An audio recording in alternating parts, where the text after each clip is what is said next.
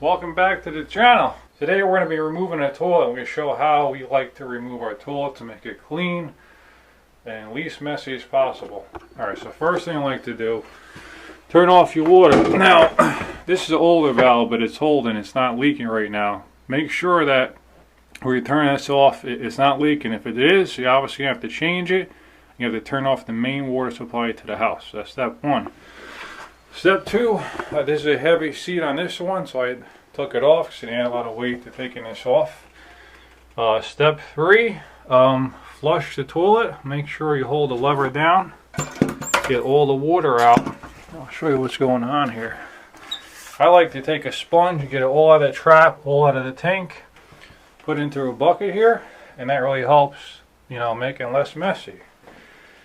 So get out all the water as much as possible. Then we're going to disconnect the supply line from the tank. And then we're going to take out the bolts here. This one's actually silicone down. So we're going to cut the silicone, take the bolts off, and then remove this bad boy. Okay, got this thing opened up. It's pretty low, so I got a new flange here. And this is going to tighten in, get a good seal. I got some spacers if I need them. Save the old spacer, and I have this little flange and you push in, which works fine, but I'm going to use one that's even better, that pushes in and really locks down good and it's thicker. It's really solid compared to that one, so we're going to do that and go from there.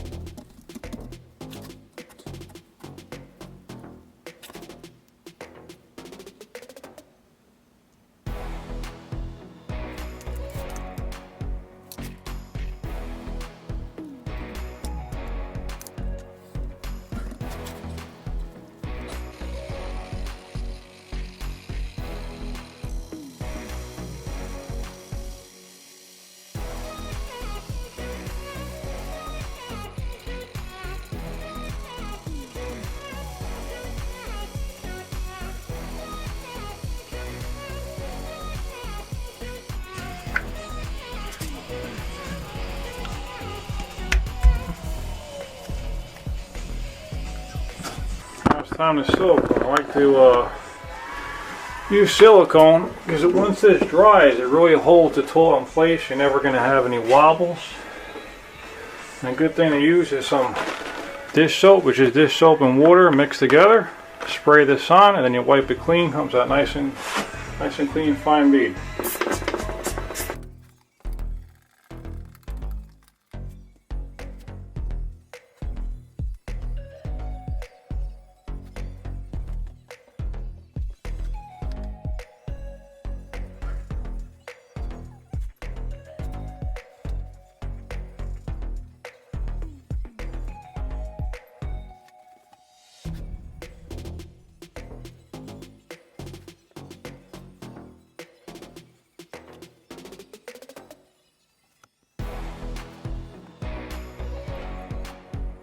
Okay, that's all she wrote.